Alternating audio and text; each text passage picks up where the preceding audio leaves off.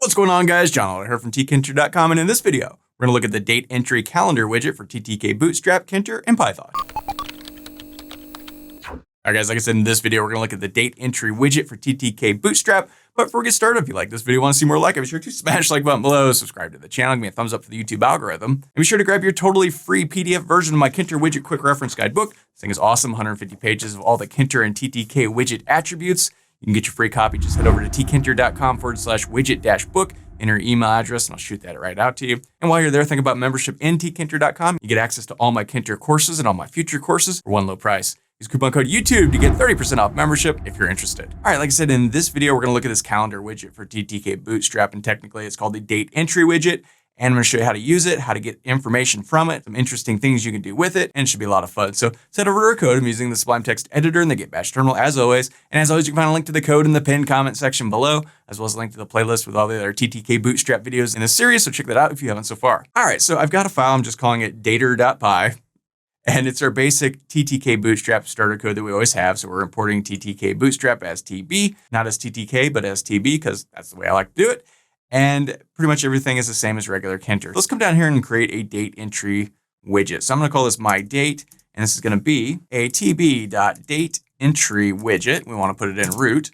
And just like everything else in TTK Bootstrap, you can give this a boot style and pick any color you want. So, primary, secondary, danger, info, light, dark, all the basic colors that come with TTK Bootstrap. If you're not familiar with those colors, check the previous videos in the series and learn all about that. So I'm just gonna do danger. Let's do red, right? And for now, let's just leave it at that. So let's go my_date.pack and give this a pad Y of like 50 to really push it down the screen.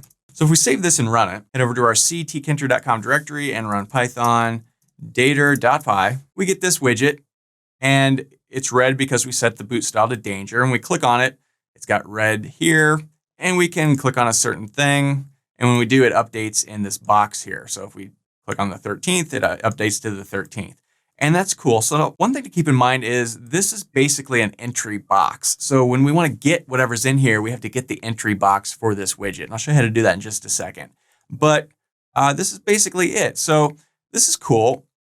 And we can play around with different settings in this, what the default start date is and things like that. So let's go ahead and look at that. But first, let's say somebody clicks on February 14th. Now it says 2/14/23 here. How do we programmatically get that and do something with it in our program, right? Well, super easy. Let's come back over to our code, and I'm going to create a button. I'm going to call this my_button, and it's going to be a tb.button. We want to put it in a root. We want the text to say get date. Something like that. We can give this a boot style of, let's say, danger and outline. So it's red, but outlined. And let's give this a command of, I don't know, datey. I don't know, something like that. Whatever. So we don't have this function. We'll go ahead and create it. But first, let's my_button.pack this guy. Give this pad Y of 20, push it down the screen a little bit. Finally, let's create a label. So my_label. And this is going to be a tb.label. We want to put it in a root. We want the text to be nothing for now. And let's my_label.pack this guy and give it a pad Y of 20 to push it down the screen. Now, maybe we do want to put something here. So let's say you picked something, right? So, okay, we've got these things. Now let's come up here and create that function. So we want to define datey, right? So let's say we want to grab whatever the person selected as the date and update this label with that information. How do we do that? Well, we can grab the date, and to do that, let's go my_label.config, and let's set the text equal to. Now I'm going to create an F string. I'm going to say you picked, and then we want to pass in something into this label. And what do we want to pass in? Well, remember we called our calendar my date, so that would be mydate.entry.get. And this is just the .get that you would use for any entry box in Tkinter, right? We're just getting whatever's in there. So let's go ahead and save this and run it, make sure that worked. And back over here, run this guy. So let's say we select, again, 14th, Valentine's Day. It's my birthday, coming up. Right? We click get date, and it says you picked 2/14/2023. Now, what exactly is this returning? Is this returning a date time object? What? Well, actually, this is just returning a string. So you can't do date time stuff to it unless you convert it into a date time object, which you can do that if you want. But just keep in mind, this is not an integer. It's not a float. It's just a string of text, right? So, okay, that's cool. Now let's configure this thing a little bit. So by default, it just opens up to whatever date the day is. So today is the 31st of January.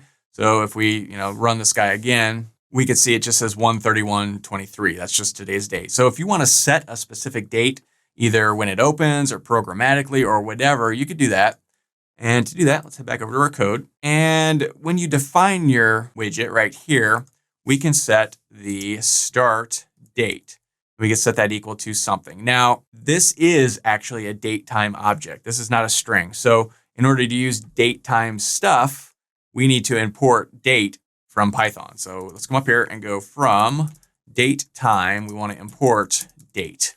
So now we can create date objects and we can use them. So here we just want to call the date function, create a little date object thing. And here we could set the date to whatever we want. Now the format is going to be year. So 2023.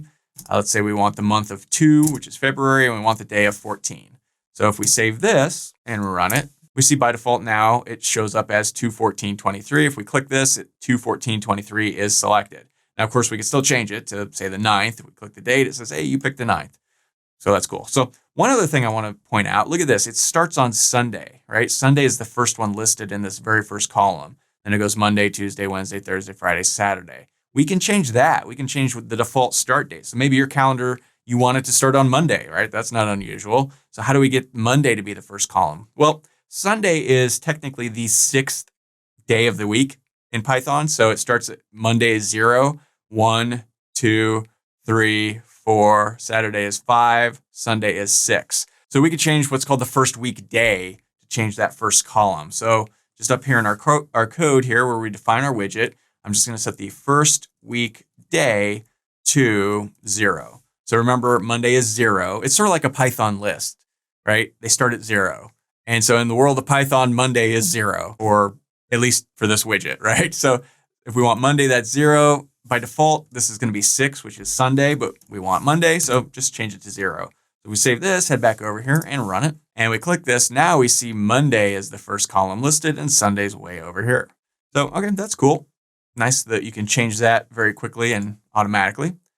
All right, so that's basically pretty much all you can do with this, which is very cool already. But let's say you want to, instead of having a thing pop up like this when you click on it, maybe you want a button that you can say, hey, pick the date, and you don't want this whole thing on the screen, but you still want the functionality of this thing. How do you do that? Well, we can do that too. Let's head back over to our code. So up here at the top, we can, from TTKBootstrap.dialogs. So this is basically a dialog box. We want to import QueryBox, right? So if we save this, now let's come down here and let's create a second button. Let's call this my_button. No, actually, let's just copy all of this because that's going to be easier.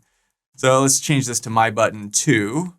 And here, let's say get calendar, maybe. And instead of danger, let's call this, I don't know, success, just to change the color a little bit. And let's just change the command to thing because I'm being lazy. So now we can come up here and let's define thing. And let's just set some variable. I'm going to call it thing or cal. Let's call it cal, short for calendar. And we could set that equal to just a query box, right? Which is what we imported right here. So now let's update our label. Let's go, actually, let's just grab this and pop this out. Instead of mydate.entry.get, this is going to be cal.get_date. Because up here, we're getting that entry box because this whole date entry widget has sort of been created for TTK Bootstrap, but underlyingly, it uses the date entry TTK widget, right? And that thing, to use it and grab a date, uses this get date function, right? So we're going to be using that for this query box. So we would call get date, right? So, okay, that works. Let's go ahead and save this and run it. See what this does. So here we've got this get calendar. When we click it, boom, up pops our own brand new, independent of this thing over here, date entry calendar thing. And you'll notice the color is primary. I'm sure you could mess around with this, change color. I didn't even try, but you would probably want to do that, or just understand that it's going to be primary, one of the two. So now I'm going to click on January 12th. When I click on that, boom, it updates to 1/12/23. And so we get the date there. We can change it again to the 20th. Boom, it updates to the 20th. Now we can still use this guy up here, and February 10th. Click get the date, boom, February 10th. So, whichever of these two methods you want to use, if your program is more suited to have this thing right here pop up on the screen and, just always be present, then use this, right? Totally fine. If you don't want this whole thing up on the screen all the time and you just want to call a calendar whenever you want to call a calendar, then use this second method. Get calendar, boom, up it pops, do your thing, and you're good to go. So that's the date entry widget for TTK Bootstrap. Very cool, super useful, very, very nice looking. I mean, this thing looks great, super useful, super functional, and pretty easy to use. So that's all for this video. If you liked it, be sure to smash the like button below, subscribe to the channel, give me a thumbs up for the YouTube algorithm, and be sure to grab your totally free PDF version of my Tkinter Widget Quick Reference Guide book, 150 pages with all the Tkinter and TTK widget attributes at your fingertips. Super useful. Grab the PDF version, just head over to tkinter.com/widget-book, enter your email address, and I'll shoot that right over to you. And while you're there, think about membership in tkinter.com. Get all my courses for one low price. Use coupon code YouTube to get 30% off membership if you're interested. So my name is John Elder from tkinter.com, and I'll see you in the next video.